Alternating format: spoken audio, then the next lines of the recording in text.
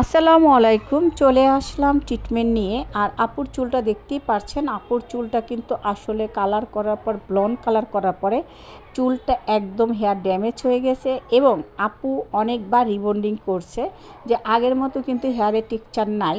তো আপুর চুলের টেক্সচার এতই খারাপ হয়েছে, যার জন্য আপু কিন্তু ট্রিটমেন্টে চলে আসছে। আর আমরা আজকে আপুর চুলে যে ট্রিটমেন্টটা করব সেটা কিন্তু বোটক্স করব। আমার এখানে শুধু বোটক্স হয় না, আমার এখানে নার্স, ওমেগা, ক্যারাটিন ট্রিটমেন্ট এবং আরপি ট্রিটমেন্ট, এভরিথিং সব ট্রিটমেন্ট কিন্তু হয়ে থাকে।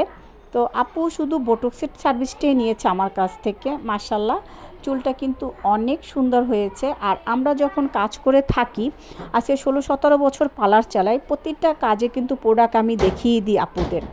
তো এই তো মাশাল্লাহ, ভাল লাগছে, আপুর চুলটা খুবই সুন্দর হয়েছে। যারা এই ধরনের ট্রিটমেন্ট নিতে চান তারা কিন্তু অবশ্যই ওমেন্স থিং বিউটি পার্লারে চলে আসতে পারেন। 175/A নয়াটোলা, মগবাজার, আমাদের সাথেই থাকুন।